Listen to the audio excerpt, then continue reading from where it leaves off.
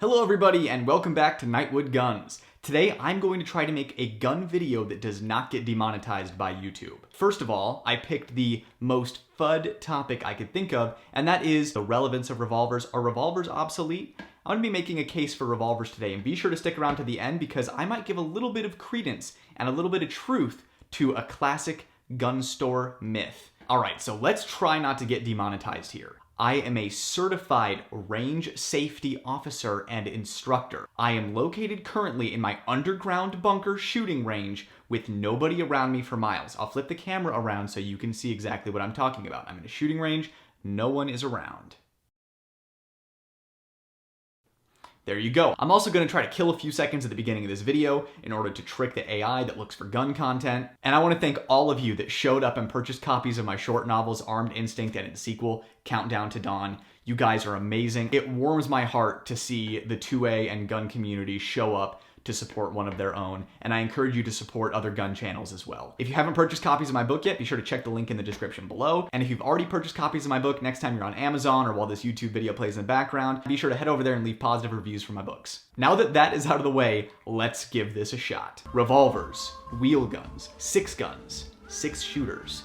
They go by many names, but the one thing that a lot of people call them these days is obsolete. So why do people say that? Well, an advantage that a revolver used to have over a semi-automatic years and years ago was that semi-automatics were dubbed unreliable. So people used to say, and this even went into my childhood, I'd rather have 6 for sures than 15 maybes. Well, now with the advancements of modern semi-automatic firearms and modern jacketed hollow point ammunition, semi-automatic firearms for the most part, are insanely reliable now. So revolvers have lost that edge. Then we go into the trade-off of taking less of a more potent round versus more of a wimpy round. Now with modern plus P hollow point ammunition for 9mm, while something like a .357 Magnum of course is going to be more powerful than a 9mm plus P, all of a sudden the trade-off doesn't really seem worth it when you can have 15, 16, 17 rounds of 9mm 124 grain plus Ps or 147 grain plus Ps versus just 6, 7, 8 rounds of .357 Magnum. But if you go check out my video, Do You Need High Capacity for Self-Defense, you will know that a revolver is plenty a gun for the vast majority of self-defense cases. But when you look at size and shootability of modern handguns,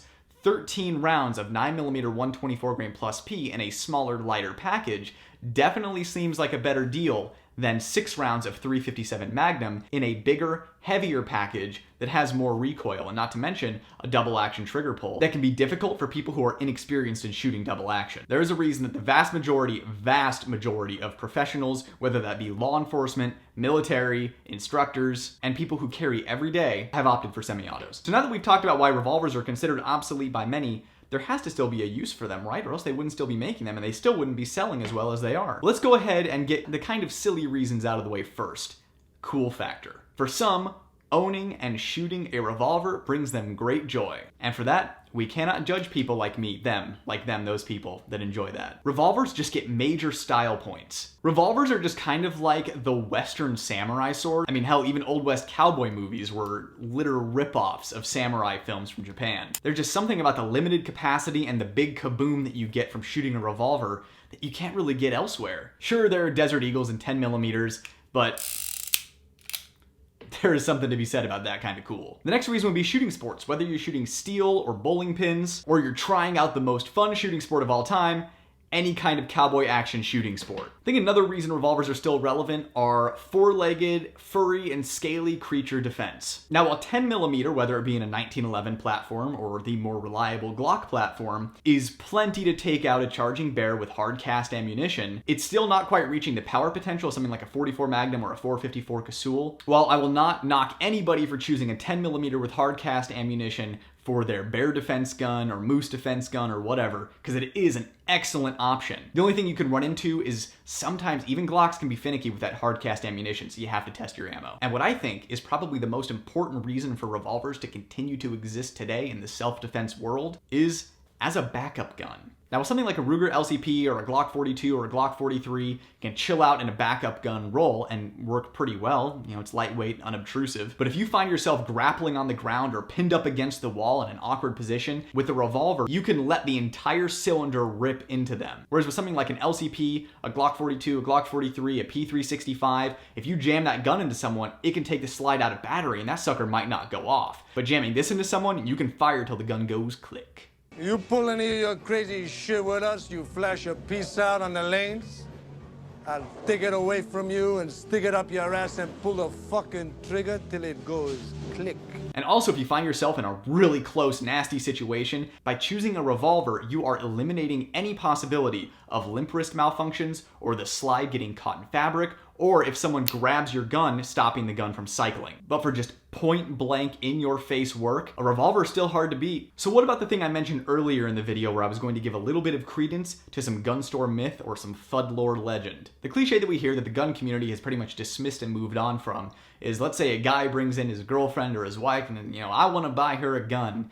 And then someone, either a customer or someone behind the gun counter at Bubba's gun shop, says, oh, you need to get her a revolver. Get her a J-frame, throw it in her purse. I think we pretty much all know nowadays that the firearm is the great equalizer, and pretty much anybody can use any firearm within reason effectively, especially with training. But like most myths and legends, it usually comes from a place of a little bit of truth. And I think the little bit of truth in that false statement is that a revolver is a good option for somebody who has no interest in firearms, doesn't want to carry a firearm, thinks firearms are gross, but has a need to carry one. If you take somebody who is completely inexperienced in shooting, the odds of them having a limp wrist malfunction with a semi-automatic firearm are actually really high. So if this person does not intend on ever shooting the gun, either just putting it in their nightstand because they were once vehemently anti-gun, except now they have a stalker and they feel like they need a gun to sleep well at night, or if their significant other is like, you're carrying a gun whether you like it or not, here, in your purse. If they do not want to go to the range and receive instruction or training on how to properly hold, load, and properly shoot, reload,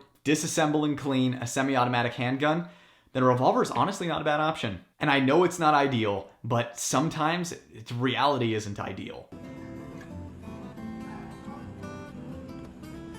And when I started to get up, he was in here on me with the gun facing me, right to my face. I reached over and grabbed this gun, and when I did, I swerved around and I pointed it at him. And when I did, he ran. And not sure I didn't hit him. I don't know yet. I sure tried. I sure was hoping.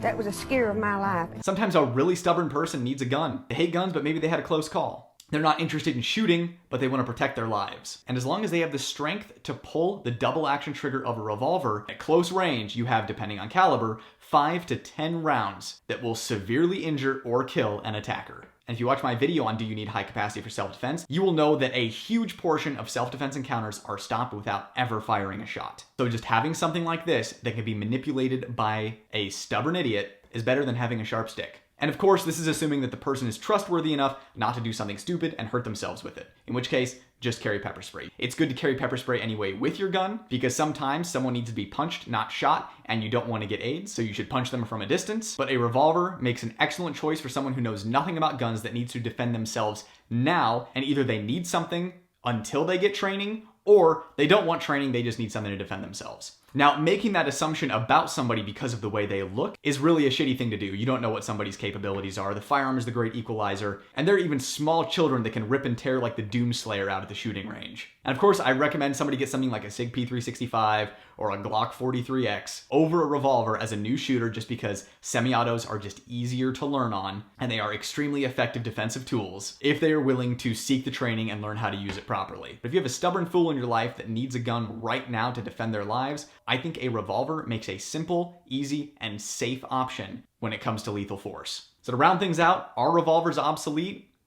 I would say there are probably smarter, better options out there to carry, but frankly, it's none of my business what you carry. Carry whatever the hell you want. I encourage you to carry a gun, any gun, the gun that is best for you, and the only person that can know what is best for you is you. The government can't tell you what's best for you, and neither can a rando at the gun store or a stranger on the internet. So what do you guys think of revolvers? Are they obsolete? Do they stick around? Do you carry one? Be sure to let me know in the comments below. And also check out the link in the description below if you want to get copies of my books and support the channel. Thanks for stopping by, everybody. As always, I'm Brett, and this was Nightwood Guns. Nightwood out.